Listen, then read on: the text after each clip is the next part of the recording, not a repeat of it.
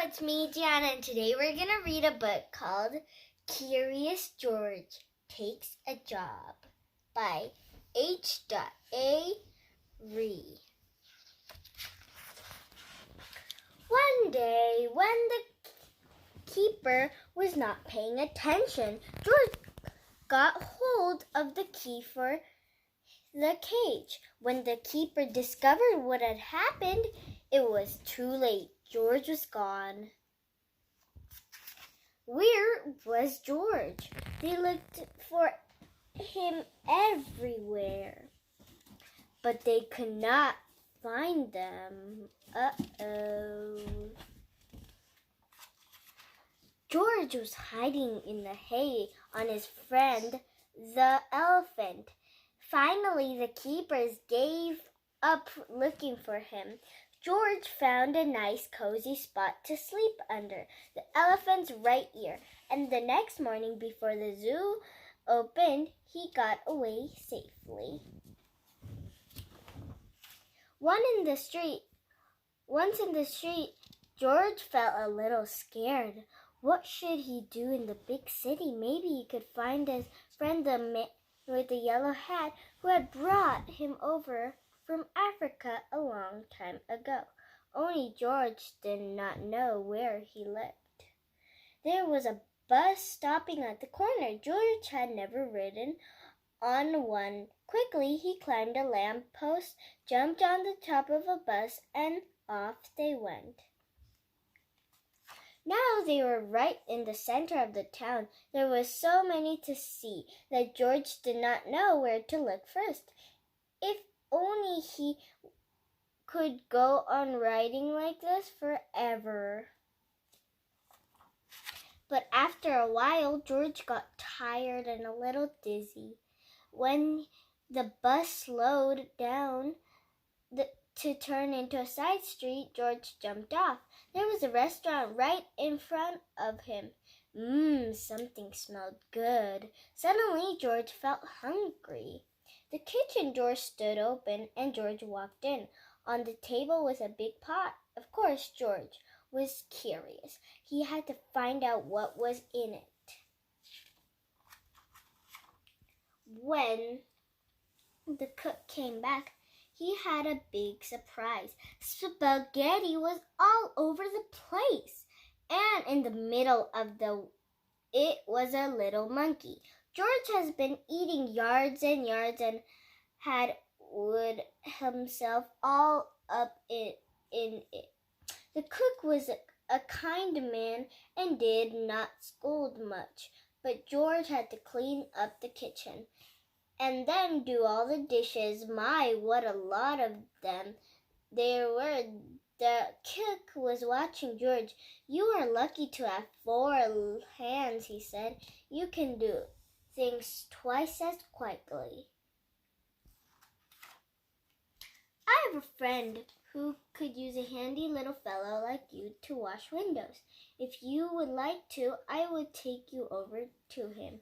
So they went down into the subway and took uptown train to the cook's friend.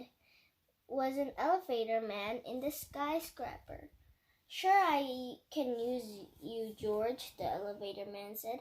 I will give you what you need for the job. You can start right away, but remember you are here for washing windows. Never mind what people inside the house are doing. Don't be curious or you'll get into trouble. George promised to be good, but little monkeys. George was really ready to start. My, how many windows there were! But George got ahead quickly. Since he worked with all 4 hands, he jumped from window to window just as he had once, up from tree to tree in the Africa jungle. For a while, George stuck to his work and did not pay attention to the people inside. Of course, he was curious, but he remembered his promise. In one room, A little boy was crying because he did not want to eat his spinach. George did not even look, but went right on with his work. In another room, a man was taking a nap and snoring. George was sorry it was not his friend, the man with the yellow hair. He listened to the funny noise for a while, then went on working. But that was going on here. George stopped working and pressed his nose against the window. Two painters were working inside. George was fantastic. Painters looked like a lot more fun than washing windows. The painters were getting ready to go out for lunch. The minute they left, George climbed inside. What wonderful paints and pushes they had. George could not resist. An hour later, the painters came back. They opened the door and stood there with their mouths wide open. The whole room had changed into a jungle with palm trees all over the walls and a giraffe and two leopards and a zebra and a little monkey who was painting himself on one of the trees. Then the painters knew what had happened. Luckily, George was close to a door. He ran out as fast as he could. After him raced the two painters, elevator man, and then the woman who lived in the place. "Oh, my lovely room, cried the woman. "Don't let him get away." George headed for the fire escape. George reached the end of the fire escape. The others had not caught up with him yet. Here was his chance. They could not jump, but George could easily jump down and escape. In a moment, he would be safe.